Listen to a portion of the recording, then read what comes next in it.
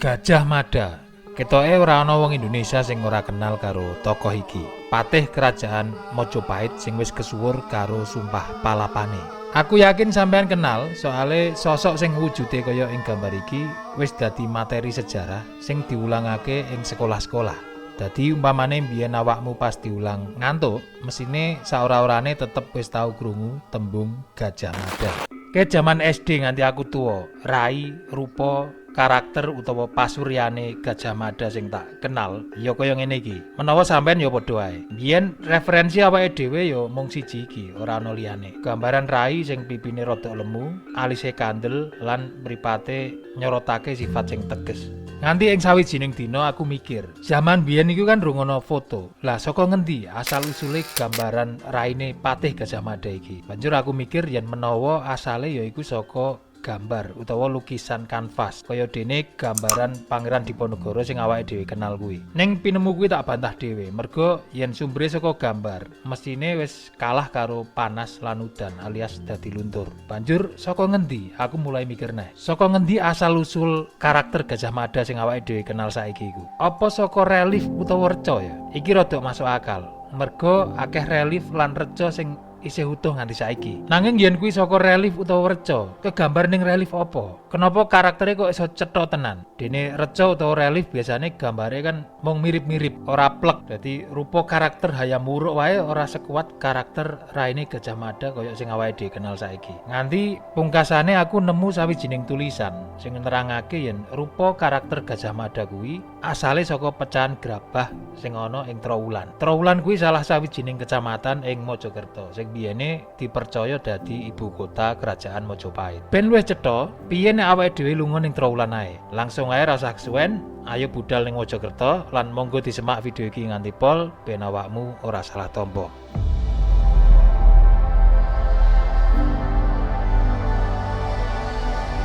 Setelah 400 meter, belok kanan.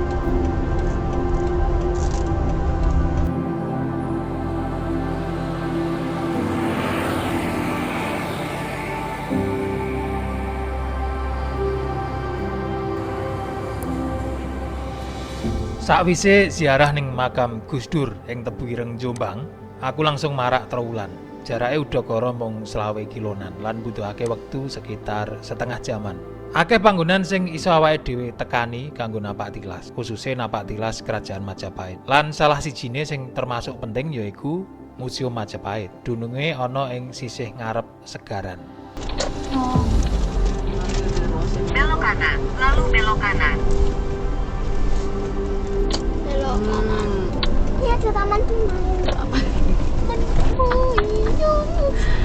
Ing museum iki sakjane uga akeh topik sing iso tak bahas. Ning ing video iki aku fokus ning asal usule karakter Gajah Mada. Saka pirang-pirang jurnal, artikel lan buku sing tak waca, jare inspirasi karakter Gajah Mada kuwi asale saka kene. Ing sawijining dina ing taun 1940-an, ana sawijining tokoh sing saiki dadi pahlawan nasional sing asmane Pak Muhammad Yamin. Nalika kuwi Pak Yamin lagi gedhem-gedhem merga akeh buku karangan Londo lan Inggris sing gambarno yen bangsane awake dhewe kuwi bangsa sing barbar, melarat, bodho lan kabeh sing ora enak liyane. Pak Yamin sadar yen iki sejatine upayane Londo lan Inggris kanggo benerno perilaku kolonialisme ing Indonesia. Ora trima marang babagan iki, Pak Yamin banjur duwe niat kanggo nulis buku tandingan. Ing bukune kuwi Pak Yamin gawe antitesis saka buku-buku sing wis ana, utamane buku-buku terbitane bangsa penjajah. Ing ngendi? Ing kono Pak Yamin pengen nerangno marang wong-wong yen kesatuan Indonesia kuwi wis ana kae jaman dhisik. Salah sijine kae jaman Mojopahit. Tokoh sing dienggo mbuktekno antitesis iki yaiku Gajah Mada. Ide-ide persatuan sing pengen dikenalno Pak Yamin iki katulis ing buku sing judule Gajah Mada Pahlawan Persatuan Nusantara. Kanggo nguripno tokoh Gajah Mada, Pak Yamin butuh gegambaran rai utawa karakter. Yen awakmu maca komik utawa novel, kadang dadi luwih gampang kanggo awake dhewe menghayati yen awake dhewe duwe gambaran tokoh ing komik utawa novel kuwi. Mula Trowulan minangka papan sing dianggep cocok kanggo golek inspirasi gegambarane karakter Gajah Mada. Diceritakno ing buku sing judule Muhammad Yamin, Penggagas Indonesia yang Dihujat dan Dipuji. Ing taun 1940-an, Pak Yamin nyambangi Museum Mojopahit ing Trowulan, museum sing uga tak sambangi saiki. Ing kono Pak Yamin nemu terakota. Terakota kuwi grabah sing bahane saka lemah. Kendi kuwi uga disebut terakota. Grabah sing ditemokno Pak Yamin iki yaiku grabah rupa sirah sing gambarno sawijining priyayi kakung jaman dhisik sing duwe rai gempal lan duweni rambut kruwel-kruwel. Saka terakota kuwi Pak Yamin nafsirke yen kuwi raine Gajah Mada, sang pemersatu Nusantara. Kondur saka Mojokerto, Pak Yamin njaluk tulung sawijining seniman kanggo ngrekonstruksi karakter Gajah Mada, digambar ulang. Lan gambaran kuwi pungkasane didadekno samak buku sing terbit kaping pisanan ing taun 1945. Buku kuwi judule Gajah Mada Pahlawan Pemersatu Nusantara. Nek sampean pengen ngerti bukune sih dicetak ulang nganti saiki. Lan versi online iso sampean tuku ning Google Book. Ora mung kuwi wae, soal Gajah Mada iki ing taun 1953 nalika Pak Yamin dadi Menteri Pengajaran Pendidikan dan Kebudayaan, karakter Gajah Mada sing nate dadi cover bukune iki mlebu ing kurikulum sekolah kanggo nguwati rasa bangga marang leluhur bangsa Indonesia. Pencah cilik-cilik kuwi iso duwe gegambaran kaya ngapa raine Gajah Mada kuwi. Saiki monggo mlebu menjero kanggo ndelok bareng-bareng kaya apa bentuk grabah sing dimaksud ing buku kuwi.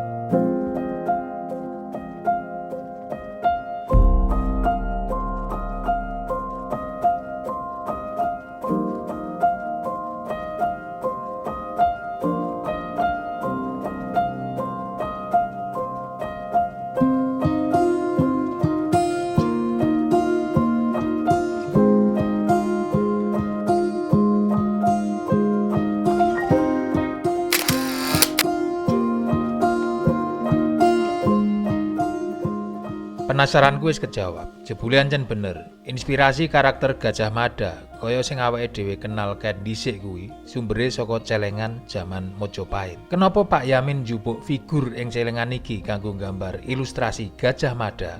Ora ana keterangan sing iso tak nggo rujukan kanggo jawab pitakonan iki. Nanging sawijining tokoh ana sing duwe penemu yen ilustrasi karakter Gajah Mada sing dadi cover bukune Pak Yamin kuwi ora liya yaiku pasuryane Pak Yamin dhewe, raine Pak Yamin dhewe. Yen sampeyan gatekke kanthi temenan, ancen karakter Gajah Mada ing buku kuwi mirip karo karakter pasuryane Pak Yamin. Lan karakter Gajah Mada ing buku kuwi uga mirip karo rupa karakter celengan figur menungsa ing Museum Mojopahit. Aku dadi eling marang salah sawijining teori psikologi yen awake dhewe kuwi ancen duwe minat sing gedhe karo apa sing mirip karo awake dhewe. Mula mesti wae wis iso kebedhek yen ilustrasi karakter Gajah Mada sing dipopulerno Pak Yamin iki mesti ana sing nentang.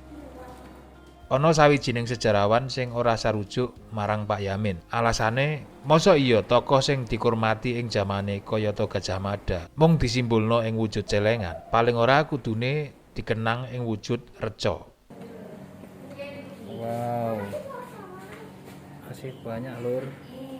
Salah siji tokoh sing duwe penemu liya soal wujud pasuryane Gajah Mada yaiku Pak Agus Aris Munandar, arkeolog saka Universitas Indonesia. Miturut Pak Agus, praupane Gajah Mada kuwi kaya dene Bima ing tokoh pewayangan, yaiku priyayi gagah sing duwe brengos njeketet. Bima ing versi wayang lokal yaiku Brojonata sing ana ing kisah cerita Panji, sawijining cerita jaman kerajaan Jenggala. Cerita sing diadaptasi saka cerita Bima ing Mahabharata. Mula awitane Gajah Mada iki disimbolno ing reca Brojonata, kayata reca sing kesimpen ing Museum Nasional Indonesia. Banjur ing abad 15 nembe digawe duwe Reca Bima. Rong reca iki ancen mirip, Reca Brajanata karo Reca Bima iki mirip. Lan kuwi miturut Pak Agus Aris Munandar luwih pas kanggo nggambarke wujude Gajah Mada. Ora ana sing ngerti persis sejatine rupane Gajah Mada. Ning paling ora Pak Aris wis duwe usaha nganggo metode sing dianggep ilmiah. Lah terus apa pinemune Pak Muhammad Yamin kuwi ora ilmiah? Nganti tekan kene menawa awake dhewe nganggep ngono, nganggep Pak Yamin kuwi ora ilmiah. Nanging aku yakin yen proses milih rujukan karakter Gajah Mada dening Pak Yamin iki ora angger. Ora ngawur, sumber rujukane uga jelas. Ana sing nganti sakprene isih kesimen rapi ing Museum Majapahit senajan kuwi mung celengan. Mula aku ora mandeg, aku tetep golek referensi tambahan babagan filosofi celengan ing jaman Majapahit. Saka penemuan celengan iki, kaping pisanan awake dhewe iso ngerteni yen ing jaman Majapahit, wong-wong ing jaman kuwi wis duwe manajemen keuangan sing apik, wis kenal nabung lan mestine uga wis kenal sing jenenge dhuwit. Dadi ora mung barter, nanging wis duwe alat tukar. Kaping pindho, saka figur sing dienggo gawe bentuk celengan, awake dhewe iso nyelidiki motive. Ing museum iki, awake dhewe iso meruhi maneka warna variasi celengan. Ket sing bentuk guci tok, bentuk rupa-rupa kewan lan bentuk sirah menungso. Variasine akeh. Apa tujuan wong Majapahit gawe celengan kanthi model-model kaya ngono? Miturut arkeolog sing asmane Pak Supratekno Raharjo, bentuk celengan sing ditemokno ing Trowulan kuwi ngelingake panjenengane marang tradisi sing dianut wong-wong Majapahit. Ya, wong Majapahit akeh sing nganut agama Hindu, sakliyane Buddha lan Tantrayana utawa campuran kekarone. Ing kepercayaan Hindu kuwi ana dewa kemakmuran sing jenenge Kuwera. Miturut Pak Supratekno, masuk akal yen bentuk variasi celengan ing Trowulan iki inspirasine saka dewa Kuwera. Sapa kuwi dewa Kuwera? Kuwera kuwi bendaharane para dewa, dewa sing menehi kesugihan marang manungsa. Miturut kepercayaan Hindu, dekne kuwi adike Rahwana, tunggal bapak ning beda ibu. Dadi Kuwera kuwi dewa saka golongan raseksa. Jenenge raseksa mula awake gedhe lan kuat. Gedhe lan kuat. Karakter kuwi uga ana ing cirine Gajah Mada. Saka kene awake dhewe iso nggawe pitakonan anyar. Apa iya ana kemiripan antarane Gajah Mada lan Dewa Kuwera? Yen pitakonan iki kejawab, mula iki sekaligus iso kanggo njawab pitakonan skeptis wong-wong sing nentang Pak Yamin. Pitakonan sing isine mosok iya tokoh sing dikurmati ing jamane kayata Gajah Mada disimbulno ing wujud celengan. Lah wong dewa wae dienggo celengan. Apa meneh Gajah Mada sing mung menungso. Justru iso wae kuwi minangka wujud pakurmatan. Nanging antarane Dewa Kuwera lan Gajah Mada kuwi kan sosok sing beda. Mula awake dhewe perlu lanjut ing bahasan liyane, yaiku soal ciri-cirine Gajah Mada. Piye ciri-cirine Gajah Mada miturut para ahli sejarah liyane? Balik ning Pak Agus Aris Munandar maneh. Miturut Pak Agus, kenapa Mahapatih Majapahit sing duwe jeneng liya Jirnodara iki diarani Gajah Mada? Iki merga ana gandeng rentenge karo sifate. Gajah kuwi kewan sing tergolong gedhe dibanding kewan liyane. Lan ing kepercayaan Hindu, gajah kuwi tunggangane Dewa Indra. Dene Mada kuwi iso diartekno mabuk. Mula yen gajah wis mabuk, ora duwe wedi, kabeh bakal diterak. Saka peperang kuwi, Gajah Mada nganggep dheweke kuwi pelaksana perintah raja. Kaya dene Gajah Airawata sing dadi wahanane Dewa Indra. Gajah Mada kuwi iso dadi liar lan kuat. Kaya gajah mabuk yen nemoni babagan sing dianggep ngalangi majune negara. Guru besar Universitas Udayana, Profesor Dr. Bagus Wirawan lan Profesor Dr. Inyoman Suwarga duwe pinemu tambahan babagan sifat-sifat Gajah Mada. Pinemu iki diaturake nalika acara rembug sastra, Sarasastra sing dianakno kanthi online. Yaiku Gajah Mada kuwi wong sing toleran lan Gajah Mada kuwi ngamalno konsep Astabrata. Astabrata yaiku konsep kepemimpinan sing diaturake Rama marang Wibisana, kayata sing kesurat ing epos Ramayana. Asta kuwi 8 lan salah siji saka 8 Astabrata kuwi yaiku Kuwerabrata. Kuwerabrata yaiku sifat pemimpin sing iso nata dhuwit lan donya kanthi apik, kaya dene Dewa Kuwera. Dadi sakliyane wani mbrantas babagan sing ala nganti kaya gajah mabuk, kaya sing ana ing konsep Yamabrata, Gajah Mada uga gemi lan astiti kaya sing ana ing konsep Kuwerabrata.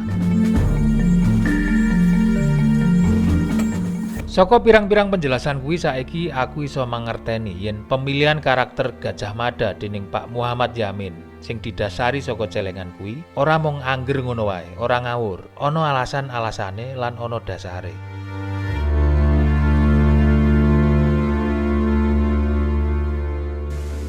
Tuan Ketua, marilah saya bacakan piagam persetujuan. Senajan ide lan pemikiran-pemikiran Pak Yamin iki ana sing ora sarujuk, nanging iso dingerteni yen iki minangka wujud usahane Pak Yamin kanggo nglawan propaganda sing wis suwe disusun dening Walanda lan bolo-bolone. Wektu kuwi Indonesia butuh ilustrasi karakter sing pas kanggo nggambarake wujud Gajah Mada. Lan iki penting kanggo usaha persatuan Indonesia. Saka panjenengane akhire awake dhewe iso luwih kenal kanthi cedhak karo tokoh Gajah Mada lan liwat Gajah Mada pungkasane awake dhewe iso akrab karo Mojopahit. Lewat Mojopahit awake dhewe dadi ngerti sejarah leluhure awake dhewe. Saka ngerti sejarah leluhur pungkasane awake dhewe iso sinau yen awake dhewe iki sejatine duwe potensi kanggo rukun lan bersatu senajan beda agama lan budaya. Sakliyane dikenal kanthi sejarawan lan tokoh pergerakan nasional, Pak Yamin uga dikenal minangka filsuf, pujangga, ahli bahasa, budayawan lan negarawan. Pak Yamin kuwi ancen isonan. Senajan lair ing Sumatera, nanging Pak Yamin nandhang katresnan marang budaya Jawa, utamane Mojopahit. Garwane Pak Yamin uga wong Jawa, yaiku Bu Siti Sundari, putri Trah Demak saka Kadilangu. Putrane Pak Yamin uga nikah karo Trah Mangkunegaran, Solo. Kawigatene Pak Yamin marang ilmu budaya lan bahasa iki wis diwiwiti ket cilik, ket jaman SMA. Lan sakwise lulus SMA, Pak Yamin sekolah hukum ing Batavia. Ing kene Pak Yamin aktif ing Jong Sumatranen Bon lan melu ngrumusna Ikrar Sumpah Pemuda. Sing ngusulna basa Melayu dadi basa nasional Indonesia. Iku ya Pak Yamin iki. Dadi ide-ide persatuan Indonesiane wis mulai ketok kait kuliah. Nalika dadi anggota BPUPKI, Pak Yamin uga duwe peran penting kanggo nggagas wilayah Indonesia lan konsep Pancasila. Istilah tembung Pancasila dhewe kuwi akeh sing mercayani yen asale saka Pak Yamin. Sakliyane seneng maca kaya dene Gus Dur, Pak Yamin uga akeh nulis buku.